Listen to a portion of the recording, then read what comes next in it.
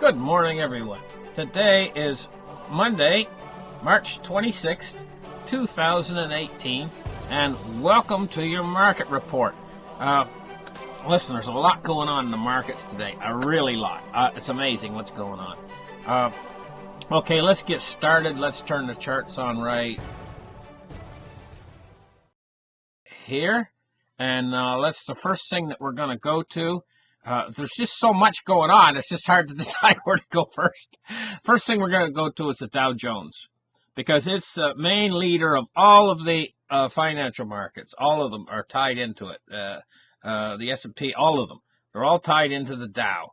That was a big one, you know. And what we see here is she opened, right now she's opened 464 points higher. Now, what I can tell you about this is a lot of people say, oh, there's no crash. Where's the crash? We're up 400 points today. Yippee! No crash. Guess what? We're in the middle of the crash right now. I don't care if it says it's up 464 points today. It means nothing to me. That just means that we're in the crash. That 464 points up today. I think what you'll see before the end of the day is that eroded down to about, I don't know, I'm just going to guess maybe up 200 by the end of the day, or maybe up 300 by the end of the day. I think that exuberance, that 464 points today is going to be eroded during the day somewhat. I don't think we're going to lose all of it. I'm just guessing though. Maybe we will lose all of it. Maybe we'll be in the red before the day's over. But we're in the green right now. 464 points up. We're in the black. So she's up 464 points, up 1.97%. But I think that's going to be eroded as the day goes by. But it's going to be an update today. I think it's going to be an update. I'm not sure. We could lose what gain we see. But that doesn't mean we're not in the crash. This is the point I'm trying to make. What you have is that during one of these crashes, you have ups and you have bigger downs. The downs are bigger than the ups. And these crashes extend out over maybe 2 months.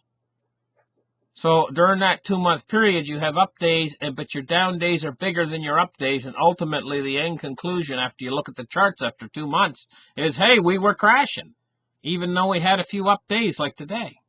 See, everybody is expecting today to be a Black Monday.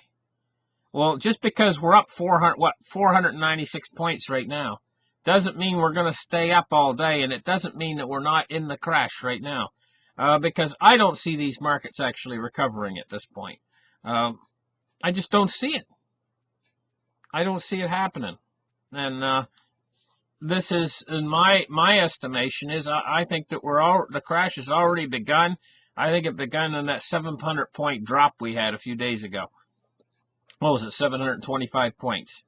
So here we go. 24,000 right now, and basically 24,000 points. So let's get on to something else here. Let's take a look at silver. Silver is spiking upwards right now as we speak. $16.73. Okay, let's focus the chart in here so we can take a better look at it, so that we can glorify over it, because I mean, I just love what I'm looking at right here. I just love that. Up 20 cents on the day, $16.73, heading towards $17. Go, go, go, go, go. If they lose control over silver, the whole game is over. Seriously. If they lose control over silver, and if that means they've lost control over gold. And if that happens, the whole game is over. It's over. It's ended. We are in the end of it all if that happens. But let them, because they've manipulated these markets so long to try to support the dollar. What they've done is, first they manipulated gold and silver, and it worked for a long time to keep the dollar index high.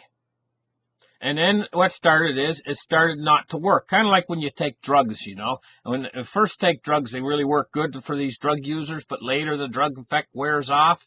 Well, this is the way with what happened with this gold and silver. You know, the first effect was really good to support the dollar, and then later it started to wear off. So then they had to find something new. So what they did was is they used their money to finance the U.S. oil industry and turn the United States into a major oil producer. Well, what that did was is the net effect was to drop the price of oil down significantly. And all of us, I mean, how many of you out there right now that are alive remember the price of oil dropping big time a year or two ago? It went all the way down to $29. And you remember at the pumps, every day you go to the pumps to go get your gas, and you'd see the price getting cheaper and cheaper?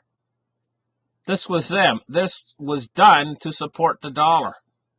They almost destroyed OPEC to support the dollar. It was all about supporting the dollar. And the Arab countries, OPEC countries, were in there with them on this support. They were working in conjunction with them as friends and allies to support in this support. Because the Saudi Riyal, it cost Saudi Arabia a tremendous amount of money to keep the peg to the U.S. dollar with the Riyal. And they kept that peg as support to the dollar. And they still are keeping it in support to the dollar. This is all about supporting the dollar. And this worked for a while. Coming in there and using oil as a lever to support the dollar, because there's an inverse relationship between the price of oil and the dollar because the dollar is pegged to oil. And so this did tremendous to support the dollar when they dropped the price of oil. Do you notice when the price of oil was at its dead cheapest, the U.S. dollar index was 103. Good times, folks, good times. But what's happened now? Now that the oil price is being harder and harder to keep the oil price suppressed. It's getting harder and harder to keep the price of gold and silver suppressed, and the dollar is starting to erode and lose. So they're slowly losing this game, and they're starting to lose control over the price of gold, silver, and oil right as we speak, and they're also losing control over the dollar. So let's take a look right now and see at the dollar. What do we see? We see they just raised interest rates, and interest rates is another measure that they're using to support the dollar again. And what's happening? They just raised interest rates. What's happening? The dollar is falling, 89.16 as of this morning. If the markets crash, this could act actually in support of the dollar. But that's the whole thing right now. Look at the dollar going down and the market's going up. The market's going up. This whole thing, every lever on this machine of the financial institution is connected to another lever. It's kind of like a giant machine with great big cogs in it, you know, and these cogs turn, and each cog affects the next cog, and they're all connected in together. One of these days, a wrench is going to fall down in there, and it's going to get crunched into the cogs, and the whole machine's going to come to a stop. And that's what it could be. Deutsche Bank. Deutsche Bank could be that giant wrench to fall into the machine, and they'll have to stop the machine, go down in there, and pull that wrench out that's blocking the cogs in order for the machine to start up again. They'll have to do that. That means, what that would mean is actually bailing out Deutsche Bank. That's what it would mean, because they could not let Deutsche Bank could actually destroy the machine because it has such a big derivatives book. I think it's something like $65 trillion derivatives book Deutsche Bank has.